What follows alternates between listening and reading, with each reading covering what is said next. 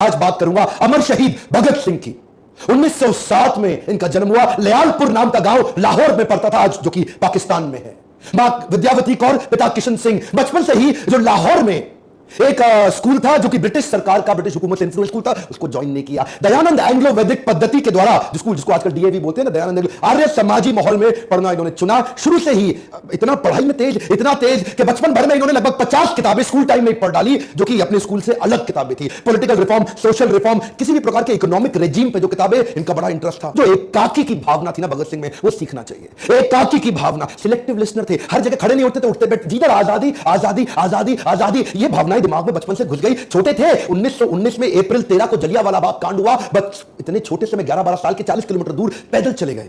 उसी जलियांवाला बाग में पहुंच गए। वो आवाजें कौन रही थी इनके दिमाग में, जो वो लाशें थी, वहां पे कितने लोग चले गए। काफी लोग तो वहां पास में पड़ा कुआं था, उसी में डूब गए, उसी में कूद के छलांग मार के, क्योंकि जनरल डायर ने जो गोलियां मारने का सबको आदेश दे दिया। कहते हैं कि आज भी उस कुएं से पानी निकालो तो उसमें रक्त की बूंदें मिलती हैं आज भी। ये वहां से खून से भरी मिट्टी को बर्तन में डाल के ले आए एक बोतल में, और घर में लाके इतने सुन्न हो गए। सोचो छोटा सा बच्चा है, क्योंकि इसके दिमाग में ना वो घुस चुका था। इसकी बहन ने पूछा क्या हुआ, बता दे क्या हुआ, इतनी देर से क्यों आया। ये बोला ये खून मेरे उन शहीदों का है, देशवासियों का, जिसका मैं बदला लूंगा, अंग्रेजों को मार भगाऊंगा। जब इनके पिता खेती क्या करते थे ना, बोले आम की गुठली क्यों बोई, पिता से पूछते थे। पिता कहते थे बेटा आम लगेंगे, पेड़ लगेगा। ये कहते थे ठीक है जी, मैं बंदूक बो दूंगा ताकि बंदूकों का पेड़ लग जाए। इतने छोटा सा बच्चा क्या सोच रहा है, कहता है कि मुझे बंदूक इसलिए चाहिए ताकि अंग्रेजों को भगा दूं। 1920 के आसपास गांधी को देश से बहुत ताकत, बड़ा सहयोग मिल रहा था। गांधी उस समय पावरफुल आवाज बन चुके थे देश की, जिन्होंने आम जनता की आवाज को उठाया। अहिंसावाद, वो क्या कहते हैं, मुझे लड़ना नहीं है, लड़े बिना अंग्रेजों को, गोरों को भगा दूंगा। नॉन कोऑपरेशन मूवमेंट चालू किया। ये नॉन कोऑपरेशन मूवमेंट आपने इतिहास हिस्ट्री में जरूर पढ़ा होगा। क्या कहते हैं, असहयोग आंदोलन। गोरों का लाया, गोरों का बनाया, जो कुछ रिजेक्ट करते जाओ, रिजेक्ट करते जाओ, रिजेक्ट करते जाओ, पागल होकर चले जाएंगे देश से। गांधी बोले शांति से करा दूंगा इस काम को, और पूरा देश मान गया।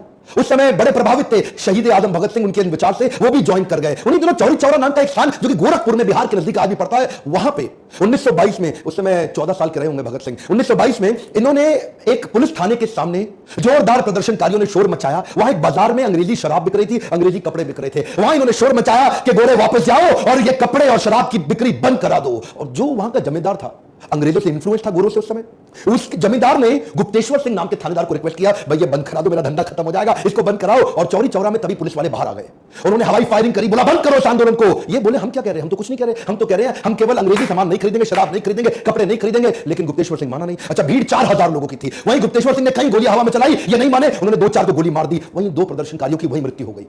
भीड़ और आग बबूला हो गई।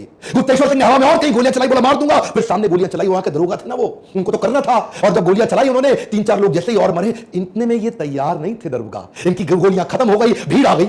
और भीड़ जब इनकी गोलियां खत्म हुई तो उनको मारना शुरू किया पुलिस वालों को, और मारते मारते ये भगा के उनको थाने में ले गए, थाने को आग लगा दी। कई 17 पुलिसकर्मियों की उसी थाने के अंदर मौत हो गई, आग के नीचे जल गया। और वहां पे गांधी को बहुत आहत हुई।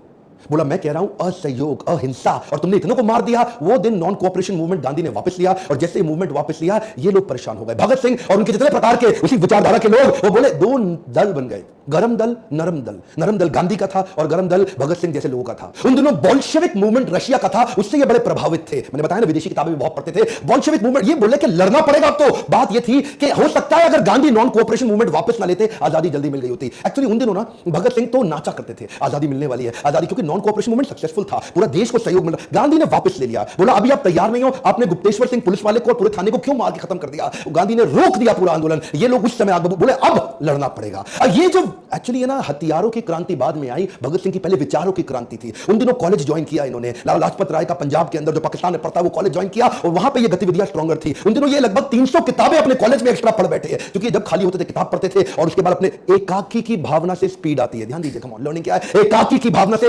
इसीलिए तो शहीद भगत सिंह ने 23 साल की उम्र तक वो सब कर दिया जो आज लगभग 90 साल के बाद भी हम उनको याद कर रहे हैं। 1924 में ये लगभग 17 साल के थे, मां ने शादी की तैयारी कर दी। ओए बेटा शादी कर लो, कुड़ी बड़ी सोनी है, ओ बेटा शादी कर ले, तेरी रोटी खवाएगी, ओ शादी कर ले, तेरा ध्यान रखेगी। मां बोलती रह गई, और ये क्या बोले, दुल्हन मेरी दुल्हन नहीं होगी, आजादी ही मेरी दुल्हन होगी। रातों रात चिट्ठी लिख के भाग गए। मां रोती थी, अकेली पड़ गई। क्यों ऐसा होता है कि भगत सिंह की जब बात हो तो हम चाहते हैं पड़ोसी के बच्चे के घर पैदा हो, अपने घर पे सब कुछ छोड़ के। ये वहां पंडित आजाद की टीम को ज्वाइन कर लिया, और जाके क्या बोले, अब एकाकी की भावना। जानते हैं शुरू में तो बचपन में बड़े एक्साइटमेंट में रहा करते थे, कुश्ती लड़ते थे, अभिनय का शौक रखते थे, लेकिन एकाकी की भावना के चलते 1925 में इन्होंने, अभी 18 साल के हुए थे, काकोरी कांड की तैयारी कर ली। काकोरी कांड को उन्होंने सफल बनाया, पैसे की जरूरत थी, अंग्रेजी खजाने को लूट लिया, और लूटने के बाद अच्छा पकड़े गए, उसे पकड़े गए अशफाक उल्लाह खान।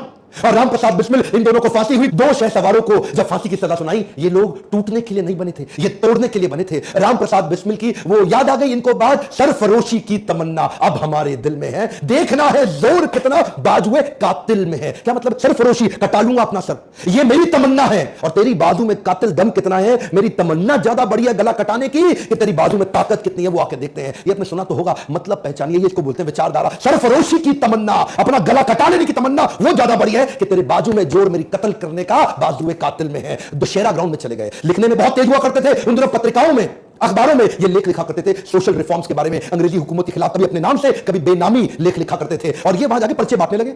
दशहरा ग्राउंड में हजारों की भीड़ होती है, अपनी टीम तैयार करनी है, इनको लोग जोड़ने हैं, अंग्रेजी हुकूमत के खिलाफ पर्चे बांटते पकड़े गए, वहां बम फोड़ के भागने लगे, फिर पकड़े गए। और इस बार इनसे, अच्छा, कोर्ट जानती थी कि इसको छोड़ना नहीं है, पुलिस जानती थी अंग्रेजी हुकूमत छोड़ना नहीं है। जब बेल की बात करी, 60,000 रुपए मांग लिए। ये 60,000 रुपए थोड़ा सा मैं चाहता हूं आज व्यूअर्स को कि विजुअलाइज करो, आज के 60,000 रुपए नहीं, 90 साल पहले के 60,000 रुपए। कितने कितने खेत बेच के वो जमानत देके इनको बाहर निकाला, ये अगली तैयारी में लग गए। 1928 में लगभग 20 साल के थे लाला लाजपत राय, जो कि थे तो उनके गुरु के समान, लेकिन विचारधारा में फर्क